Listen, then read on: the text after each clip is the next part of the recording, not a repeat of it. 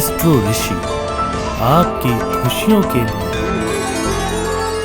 राकेश जी, एक बार फिर से आपका हमारे शो में स्वागत है एस्ट्रो ऋषि में। आज मैं फिर से आपके सामने कुछ प्रश्न लेकर आया हूँ जो हमारे दर्शकों ने भेजे हैं। जिसमें पहला प्रश्न है कि शादी में आने वाली रुकावटें कुंडली में किस घर की वजह से होती हैं? हमारी कुंडली में 12 घर होते हैं, 12 भाव जिसे हम कहते हैं। सबका अपना अलग अलग रोल होता है, सबके अपने अलग अलग कारत्व होते हैं। 7वां घर होता है हमारा विवाह का। विवाह होगा नहीं होगा, देरी से होगा जल्दी होगा, विवाह के बाद क्या होगा, तो उसका पूरा जो होता है वो 7वां घर, 7th हाउस से हम विवाह के बारे में देखते हैं। वो डिसाइड करेगा आपकी विवाह के बारे में 7वां घर और 7वें घर का स्वामी सप्तमेश जी।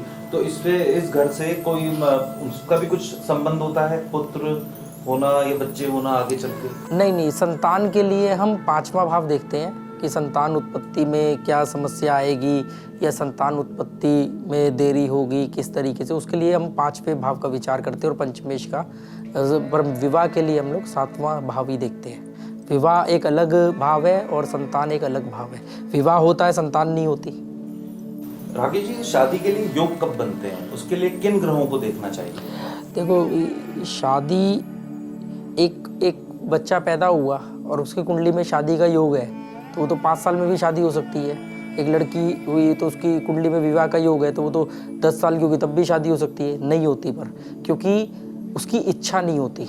तो इच्छा जागृत होना और उसके बाद सही दशाओं का मिलना, कुंडली में 7म भाव का सही पोजीशन में होना, सप्तमेश का सही जगह पे होना और उस समय जाके विवाह होता है। ऐसे तो योग तो बचपन में बच्चा लेके पैदा होता है, पर विवाह सही समय आने पे ही क्यों होता है? वो सही समय मतलब अनुकूल दशाएं। इनके लिए कोई उपाय नहीं किए जा सकते या एस्ट्रोलॉजी में ऐसा कोई तरीका नहीं है, कोई ऐसे सॉल्यूशंस नहीं है जिनसे ये काम हो सके लोगों के जो निराश हैं इन सब चीज़ों की वजह से? है, एस्ट्रोलॉजी में इसका पूरा उपाय है। जैसे कुंडली में विवाह का योग है पर विवाह में देरी हो रही है, कमज़ोर योग है विवाह का, तो उस समय हम एक ज्योतिष देख लेता है कि भी किन कारणों से विवाह नहीं हो रहा। तो वो जो ग्रह उस विवाह में अड़चने डाल रहे होते हैं उन ग्रहों के उपाय किए जाते हैं। और कई बार ऐसा होता है कि भी दशा तो अनुकूल है पर गोचर अभी नहीं मिल रहा है, तो गोचर में जैसे कहते हैं कि 2, 7, 11 द्वितीय भाव जो कुटुंब को रिप्रेजेंट करता है, 7वां जो विवाह के लिए होता है और 11वां जो इच्छा के लिए होता है। जब ये तीनों गोचर में एक्टिवेट होते हैं, दशा अंतरदशा सपोर्ट कर रही होती है तो विवाह की हो जाता है। इसी के साथ में मैं आपसे एक चीज़ और जानना चाहता हूँ कि जैसे क्या ये भी पॉसिबल है कि किसी की कुंडली में शादी का योग ही ना हो, और ऐसा होता है तो उस व्यक्ति को क्या करना चाहिए? देखिए, हमारी जो भी हमारा धर्म है, शास्त्र है, ये कर्म प्रधान है। तो कुंडली में विवाह का योग नहीं भी होता है तो भी आप कर्मों में अपने कर्म से जा करके उस विवाह को कर सकते हैं। कुछ कर्म करके समझौता करना भी एक अपने आप में कर्म है। तो ऐसा नहीं कि कुंडली में विवाह का योग नहीं है तो विवाह नहीं हो सकता। बात है विवाह का सुख। अगर कुंडली में विवाह का सुख नहीं है तो आप 1 विवाह करें, 10 विवाह करें तो वो विवाह तो हो जाएगा पर सुख नहीं मिलेगा। यहाँ योग और सुख, वाहन का योग नहीं है, आप जा करके वाहन खरीद लो तो आप ज्योतिष को गलत नहीं बता सकते कि भाई एस्ट्रोलॉजी में कोई दम नहीं, देखो जी मुझे तो किसी ने कहा था कि वाहन योग नहीं है। उसका कहने का मतलब था वाहन का सुख नहीं है। आपने वाहन खरीद लिया, आप EMI से परेशान हो, आए दिन वो कहीं ना कहीं दुर्घटनाग्रस्त हो रहा है, आपको उससे परेशानी हो रही है। सुख होना और योग होना दो अलग अलग चीज़ है जी। अच्छा, शादी के लिए कुंडली मिलान जरूरी होता है? अगर हम बिना कुंडली मिलान के शादी करते हैं तो क्या प्रॉब्लम्स आती हैं? इसके लिए ना मालूम, मेरे हिसाब से ये देश काल पर पात्र परिस्थिति के ऊपर इसका बहुत बड़ा रोल है। आज से कुछ साल पहले या कुछ दशक पहले जब कंप्यूटर नहीं थे, सॉफ्टवेयर नहीं थे, तो प्रॉपर कुंडलियाँ नहीं बन पाती थी और काफ़ी तो, और उस टाइम पे तो बिना कुंडली मिलान के विवाह होता था और वो कामयाब होते थे, विवाह ज़्यादा कामयाब होते थे आज से।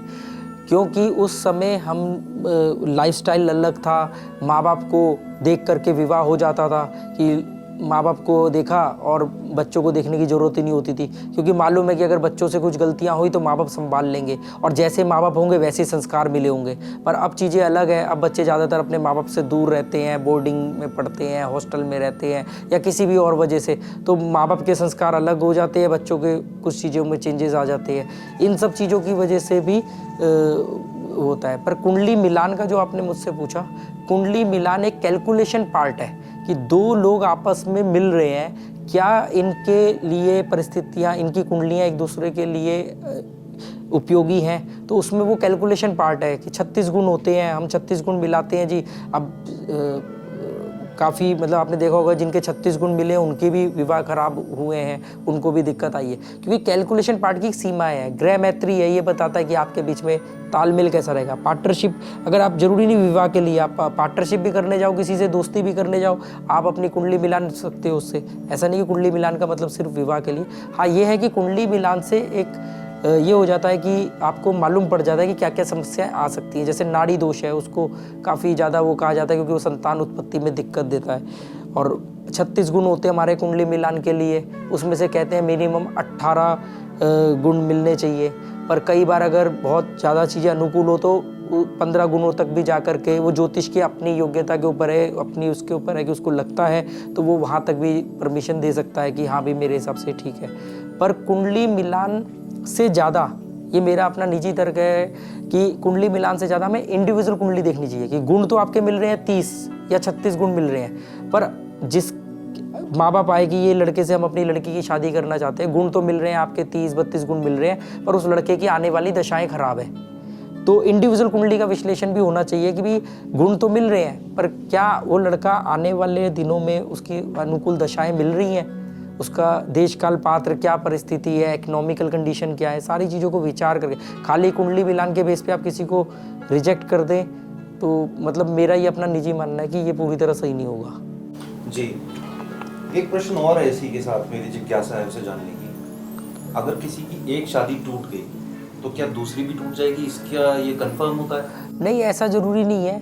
जैसे शनि 10वें घर में हो, दशम दृष्टि सप्तम भाव में डालता है, वहाँ पे उसका एनिमिकल साइन हो, मतलब शत्रु राशि हो, उस समय कहते हैं कि 30 साल के बाद विवाह होना चाहिए, क्योंकि शनि 30 जन्म के समय 10वें घर में था, 30 साल बाद जब दोबारा 10वें घर पे आएगा 30 साल की एज में, तो 10वीं दृष्टि 7वें घर में डालेगा, तो वहाँ पे वो विवाह में प्रॉब्लम खड़ी कर सकता है।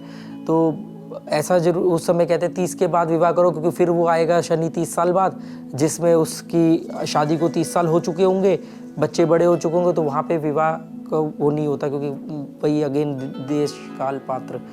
और इसमें दूसरा जरूरी नहीं कि पहला विवाह अगर आपका सक्सेसफुल नहीं हुआ तो दूसरा, वो कौन सी दशाओं में हुआ, दूसरा विवाह कौन सी दशाओं में कर रहे हो।